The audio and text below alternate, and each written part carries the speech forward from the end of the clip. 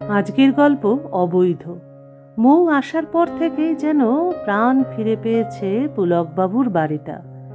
এতদিন ঘরগুলো যেন আধমরা হয়ে শুকিয়েছিল। পুলকবাবুর বয়স প্রায় 50 ছুঁই ছুঁই। মৌ তার ভাসুর অর্থাৎ পুলককে দাদা বলেই সম্বোধন করে, আর পুলকবাবু মৌকে নাম ধরেই ডাকেন। নুপুরের রিনিঝিনি শব্দ মাতিয়ে রেখেছে পুরো বাড়িটাকে। বছর 25-এর সুন্দরী মিশুকে মেয়েটি কত অল্প দিনেই বাড়িটাকে কেমন নিজের করে নিয়েছে। কে বলে আজকালকার আধুনিকা সুন্দরী মেয়েরা নতুন জায়গায় গিয়ে নিজেকে অ্যাডজাস্ট করতে পারে না? মৌ তো দিব্যি সবকিছু একা হাতে সামলাচ্ছে সংসারটাকে। নিজের বর পার্থর প্রতি যেমন কেয়ারিং, তেমনি ভাসুরের প্রতিও দায়িত্বশীল। কফির কাপ হাতে নিয়ে ভাবতে থাকেন পুলকবাবু।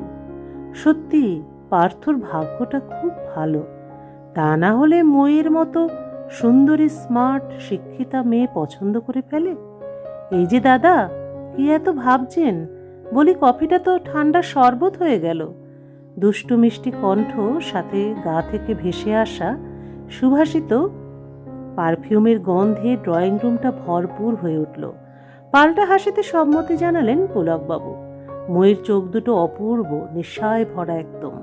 ছিপছিপে শরীরে চঞ্চলতা নেশা লাগানোর মতো। গায়ের রং দুধে আলতা বললে মোটেও ভুল বলা হবে না। পার্থ অফিস থেকে ফিরবে কখন, কিছু বলেছে? নিজেকে একটু সামলে প্রশ্ন করলেন পুলকবাবু। একরাশ আদরে অভিমানে ময়ের উত্তর, দূর, ওর কথা বলবেন না তো দাদা।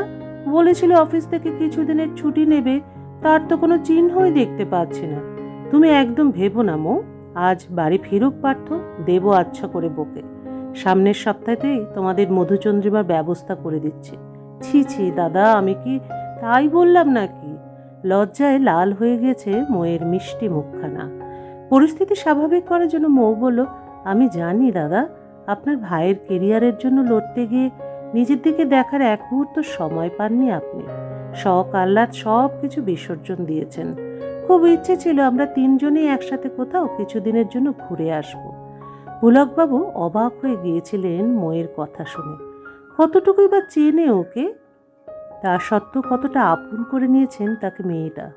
যেদিন প্রথম পার্থ মৌকে বাড়িতে এনেছিল, ওকে দেখে যেন হারিয়ে গিয়েছিল পুলকবাবু। মা বাবা হারানোর বেশ কিছু বছর পর্যন্ত নিজেকে তার একা মনে হয়েছিল। সংসারের দায় দায়িত্ব, ভাইয়ের লেখাপড়ার খরচ সব কিছু একা হাতে সামলে নিয়েছেন। কেরানির টেবিলে বসে কলম পিষে হাসি মুখে। নিজের ব্যক্তিগত চাহিদা সুখের কথা কোনোদিনও সেভাবে মাথায় আনেননি। কিন্তু আজকাল রাতের পর রাত বিছানায় ভীষণ গুমরে মরছেন যেন। নিজের অজান্তেই কামনাগুলো যেন মাথা চাড়া দিয়ে উঠছে। বর্তমানে পার্থ একটি আইটি সেক্টরে চাকরি করে। সকাল 8টায় বাড়ি থেকে বেরিয়ে রাত 9টা, 9:30 নাগাদ বাড়ি ঢোকে সে। কখনো কখনো রাত 10টাও হয়ে যায় ফিরতে ফিরতে। পুলকবাবুর অফিস বাড়ি থেকে মিনিট 15 রাস্তা। প্রায়ই ছুটির কিছুটা আগেই বেরিয়ে পড়েন আজকাল। টুকটাক বাজার করে সোজা চলে আসেন বাড়িতে। চা, কফি, মুখরোচক স্ন্যাক্স আর ময়ের সাথে গল্পে মেতে ওঠেন অনাবিল আড্ডায়। জমে যায় পুলকবাবুর সন্ধেটা। আবার কখনো কখনো গল্প করতে করতে পুলকবাবু রান্নাঘরে ঢুকে পড়েন। কথা বলার ছলে আপাত মস্ত কাঁপতে থাকে মৌকে। পাকা গিন্নিদের মতো যখন মৌ আঁচল ঘুরিয়ে কোমর বেঁধে নিত, তখন অজান্তেই চোখ চলে যেত তার ফর্সা মেধহীন কোটি দেশে। বিন্দু বিন্দু ঘামে যেন চকচক করে উঠত কোমরখানে। নিজেকে সংযত করে ফিরে যেতেন ড্রয়িং রুমে পুলকবাবু। অধীর আগ্রহে অপেক্ষা করতেন মৌয়ের জন্য।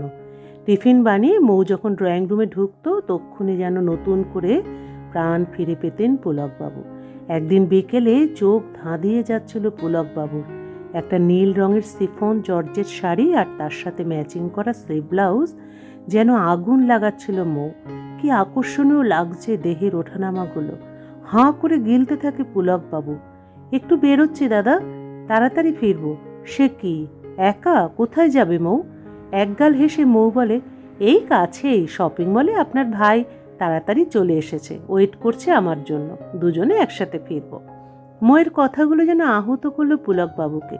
তাহলে আজ বিকেল থেকে রাত পর্যন্ত জ্বালাময় নিঃসঙ্গতা। কি জানি কখন ফিরবে মেয়েটা। সাথে তো পার্থও থাকবে। ব্যালকনিতে গিয়ে চুপচাপ আরাম কেদারায় বসে সিগারেট ধরালেন পুলকবাবু। কিছুতেই মনটাকে শান্ত করতে পারছিল না সে। অজানা এক নিঃসঙ্গতায় ভেসে যাচ্ছিল তার শূন্য মনখানে। বারবার ময়ের মুখ, তার অঙ্গভঙ্গি চোখের সামনে ভেসে উঠছে। তার খোলা চুলে, টোলধারা গালে সেই মিষ্টি হাসি যেন প্রত্যাখ্যান করা অসম্ভব। ঠিক বেঠিকের ঊর্ধ্বে ঠিক নিজেকে ধরে রাখতে পারছিলেন না পুলকবাবু। কি যেন ভাবতে ভাবতে ছাদে উঠে গেলেন।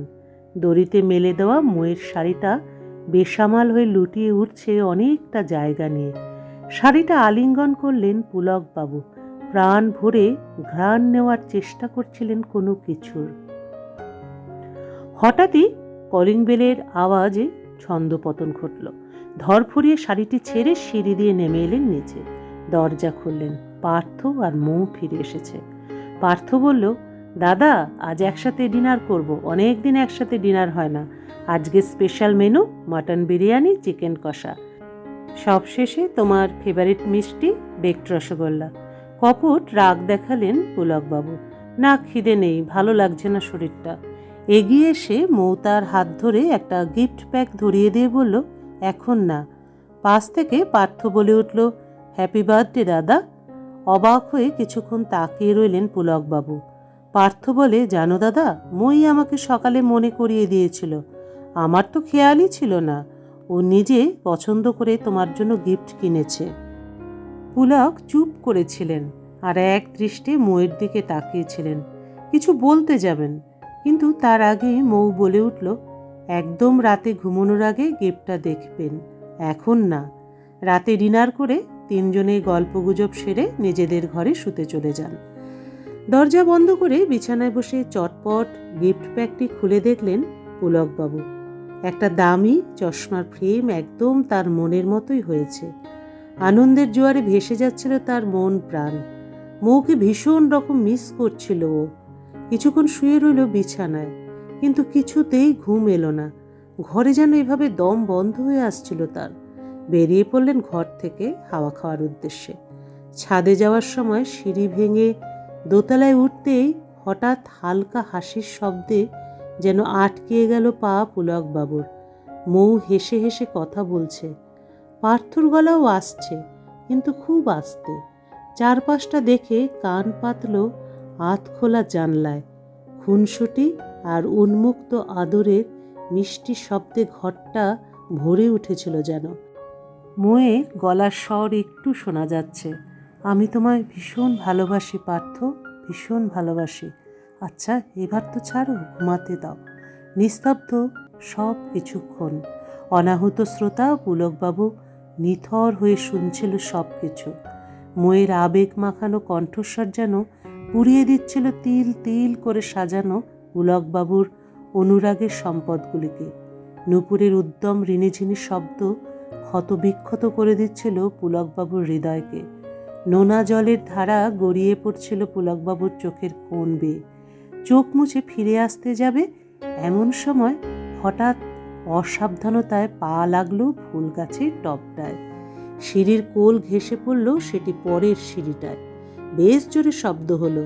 কোনো রকমে অন্ধকারে টবটাকে সরিয়ে ধরফড়ি এক ছুটে নেমে ঘরে এসে চুপচাপ শুয়ে পড়লেন পুলকবাবু। পরের দিন ঘুম থেকে উঠতে কিছুটা দেরি হলো পুলকবাবু, কারণ গভীর রাত পর্যন্ত তাকে সহ্য করতে হয়েছে নিজের বিবেকের সাথে বোঝাপড়া।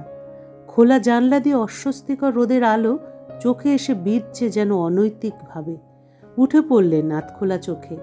অভ্যেস মতো ওয়াশরুমে ঢুকলেন। ধুয়ে নিলেন ক্লান্ত পরিত্যক্ত মনটাকে। আয়নায় বেশ কিছুক্ষণ দেখলেন নিজেকে। মুখ মুছতে মুছতে বেরিয়ে এলেন। বারান্দায় আরাম কেদারায় বসে আছেন খবরের কাগজে মুখ গুজে। পুলকবাবুর মনে তখনও চাপা উত্তেজনা। কাল রাতের ব্যাপারটা ওরা সন্দেহ করেনি তো? পকেট থেকে একটা সিগারেট বের করে ঠোঁটে রাখলেন। উফ, আবার অস্বস্তি। লাইটারটা গেল কোথায়? মহা সমস্যা। ঋণিঝিনি নূপুরের শব্দ এগিয়ে আসছে। শরীরটাকে সোজা করে বসল পুলকবাবু। খোলা চুল, কপালে জল জল করছে লাল সিঁদুর। চায়ের কাপটা এগিয়ে দিল মৌ। কাঁপা হাতে কোনো রকমের চায়ের কাপটা নিলেন।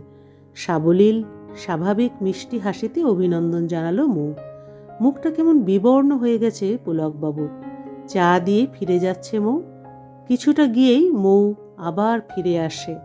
চোখে চোখ রাখল মৌ পুলকবাবুর দিকে। কোনো এক অব্যক্ত অপরাধবোধে কাঁপছিল পুলকবাবুর দৃষ্টি। আস্তে আস্তে এগিয়ে দিল মৌ তার ডান হাতটা। চমকে উঠলেন পুলকবাবু। কোনো মতে লাইটারটি দ্রুত হস্তগত করে বুক পকেটে রাখলেন মৌয়ের হাত থেকে। নির্ঘাত বেখেয়ালে কাল রাতে পকেট থেকে পড়ে গিয়েছিল। অসম্ভব একটা উত্তেজনা নতুন করে গ্রাস করলো আবার তাকে। মৌয়ের মুখটা যেন গম্ভীর দেখাচ্ছে। সত্যি কি তাই, নাকি সবটাই তার চোখের ভুল? মাথা নিচু করল মৌ। নিচু গলায় বলল, দাদা, এবার বিয়েটা সেরেই ফেলুন। মাথা নিচু করে রইলেন পুলকবাবু। মিষ্টি নুপুরে রিনিঝিনি শব্দটা আস্তে আস্তে আবার ক্ষীণ শোনা যাচ্ছে। লজ্জা অনুশোচনায় চোখ বুজে রইলেন পুলকবাবু। শব্দটা ক্রমশ মৃদু হচ্ছে খোলা বারান্দায়। নুপুরে রিনি রিনি শব্দটা মিলিয়ে গেল। সব নিস্তব্ধ, শান্ত এবার। গল্পের সমাপ্তি এখানেই। আবার দেখা হবে পরবর্তী আরেকটি গল্পের সাথে।